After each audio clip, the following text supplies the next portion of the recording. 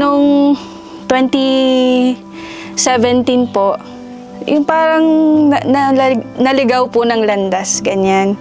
Hindi naman po sobrang naligaw. Na-in love po, yan. Biglaan po na nalaman ko pong ako po pala ay buntis. Pagkapanganak ko po dito, syempre po yun po yung naging bubog po para sa lahat. Syempre po para sa aking ina. Na sa tuwing may graduation po, hindi makatingin sa... Hindi po talaga ako, kahit po ako, hindi po ako nagbubukas ng Facebook pag may graduation. Kasi parang... siguro may inggit na din po, na dapat ako'y tapos na din.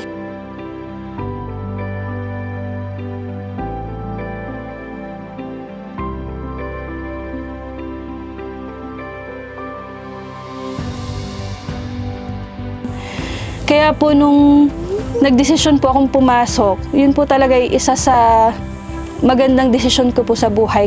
Masasabi ko po yun, yung isa, madaldal, madami pong alam.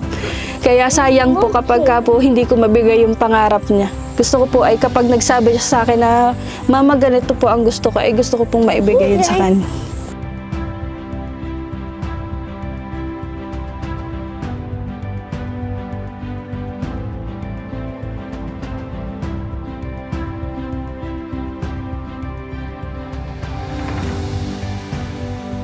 Actually po yung STEP scholarship po ay parang surprise po sa amin.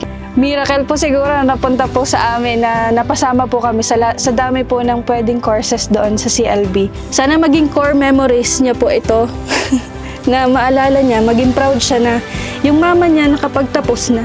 Ganun po. Yun po talaga. Kaya din po ako nag-aaral kasi gusto ko pong masabi niya ng mama ko teacher. And then sana po ay pag dumating na po sa puntong hindi na po kami magkaintindihan, may gano'n naman po lagi sa magulang at anak. Sana po ay maalala niya pa rin po na mahal ko siya lagi. Yun po.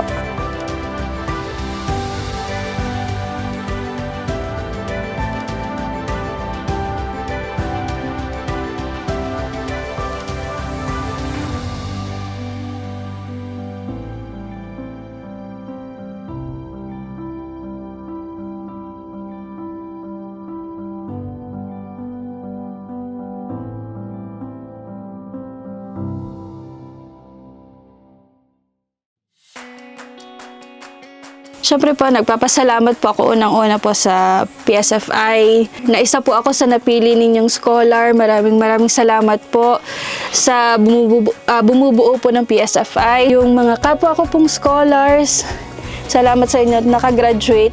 Makakagraduate tayo ng sabay-sabay. Kaya po ang sa akin na lang po is kung ano po yung biyayang dadating po sa akin pagkatapos ng graduation ay tatanggapin ko po.